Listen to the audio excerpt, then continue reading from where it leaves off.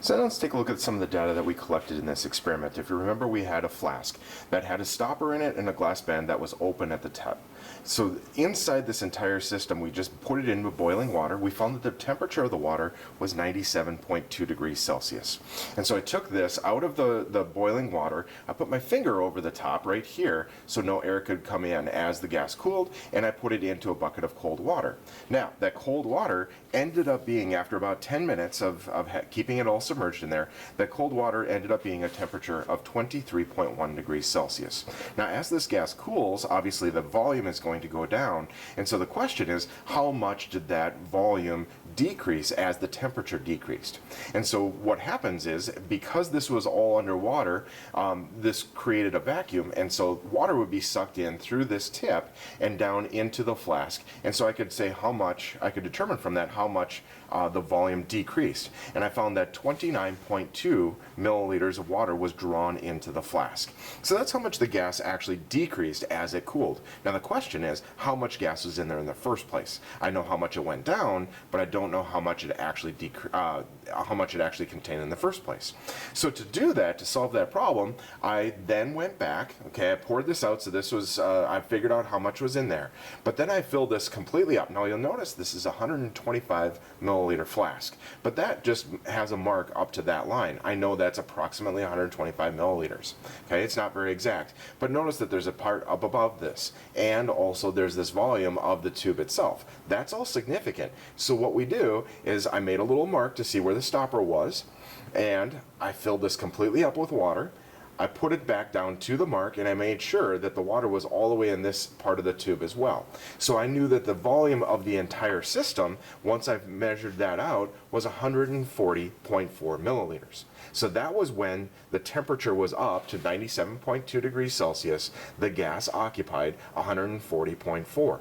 Now, because I know that as it cooled, it brought in 29.2 milliliters of water, and I know that it was 29.2 milliliters less than this. So that ended up being 111.2. So that is what my volume was when the temperature was 23.1. So if we take a look at this, I've set this up so that we have our variables identified.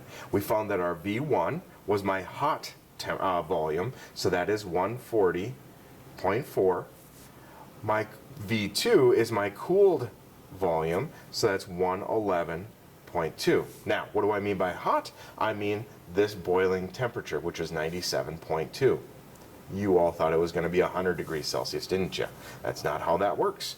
Now, the cooled temperature was down to 23.1. Okay, so I've got my two variables, and we've got the initial and the final volumes and temperatures placed. Now, what I want you to do is I want you to plot this, and I want to see from your graph, I want to see where that intercepts. So this is going to become a graphing skill for you. And so your graph paper is going to be reflecting these two variables right here. And so I want you to set up your graph paper so that it will reflect the range of values, and we're going to extrapolate that line, meaning we're not going to get anything less than 0 for a temperature recorded in here, but I do want to see you interpret that line as you go. So down on your x-axis, this is going to be your volume. Now, the volume of a gas in milliliters at absolute zero, at negative 273, the volume of the gas would be at 0. Now, we're used to, at this point, usually having a 0, 0 point for the axis. We're not going to do that because, if you remember, the temperature is going to be on my y-axis, and we're going to keep this in degrees Celsius. So we could certainly convert this to Kelvin if we wanted, but we're going to keep it in degrees Celsius because that's what we collected. Now, absolute zero is negative 273. So this cannot be 0 here. It's got to be somewhere around negative 273. In fact, I would even recommend you going down to something like negative 300. Because remember, we're just doing some rough values here. We're not really sure how far or close to negative 273 we're going to be. So I would have this axis down here about negative 300 degrees Celsius. Now, water boils at 100. Okay, so 100 degrees, we know we're not going to get any hotter than that, so I would leave a little bit of room up here, maybe make this 100 degrees positive. Okay, this is negative down here. Now, what you need to do is you need to figure out what does each of these little lines represent. So I want you to do some counting, I want you to do some reasoning to figure out what does each and every one of these little lines represent. Okay, maybe it's 5, maybe it's 10, maybe it's 20, maybe it's 35. I don't know, you've got to figure out your increments as you go. Now, let's take a look at our x-axis. Down here with the volume, we know that all gases at absolute zero have a volume of 0. But if you look in our data, we had up to 140.4 was our total volume. So let's go up a little bit bigger than that so we can bring the line up, extrapolate up a little bit further that way too. Let's call this, I don't know, maybe 160.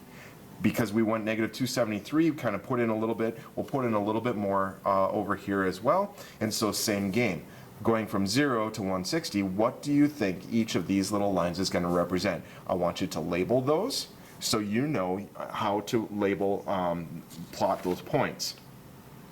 So to answer the question that was asking from your experimental absolute value from your graph, you're going to have to plot the points from this sheet, okay? Your points are going to be V1, V2, okay, and T1, T2. Okay, so this is your x-axis, this is your y-axis. Here's your x-axis, here's your y-axis. So I want you to plot those points, and you're going to be doing that, and you extend the line to the 0 volume. So basically you're going to have 2 points that are going to be somewhere up here. Okay, you're going to connect the dots on those, and you're going to extrapolate that line all the way down to when it hits this 0 mark. Okay, this is your B value, your y-intercept. Now remember, if you look on this lab, on the back side of the sheet, it's talking about using the slope-intercept form of the equation for a straight line.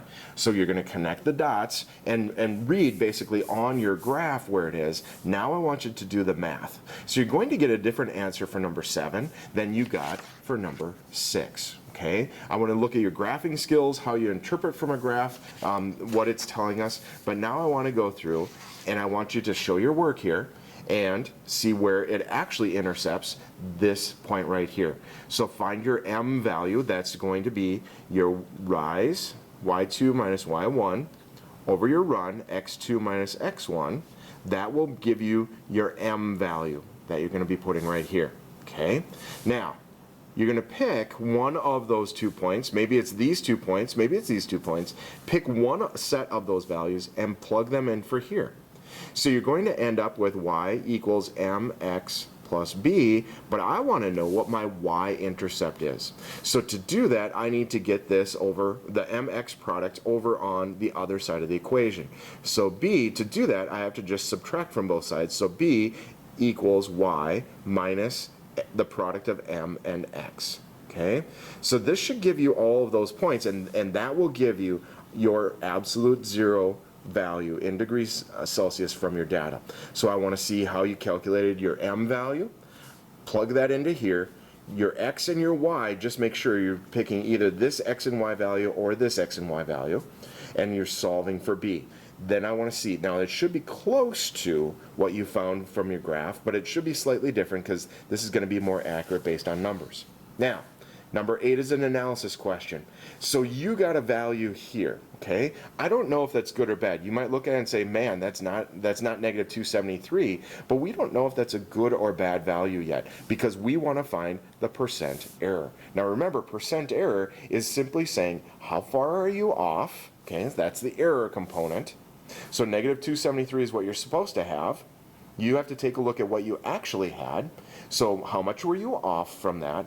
And then we have to put it in context of what you're supposed to get. So you take your error, so you're subtracting here, this value and this value, divided by what you're supposed to get, which is negative 273 degrees Celsius. Then put it into a percent. Okay, so you're going to get a decimal here, put that into percent, and you're going to find your percent error. That's how we're going to know if you're going to be having a good value or a bad value. We can judge based on your percent error. We will not be doing the class average for this experiment since we're doing it remotely. Otherwise, we would be taking a look at lots of people's and average out those errors to see collectively how did we do. I think you have all the pieces for this lab. You're going to need to take a picture of your graph and submit that. And I also want to see both sides of this. I want to see from your graph, where is this value from your graph? And I also want to see your work for figuring out this y-intercept. And I want to see your percent error work. Okay, so good luck. I think you have all the pieces you need.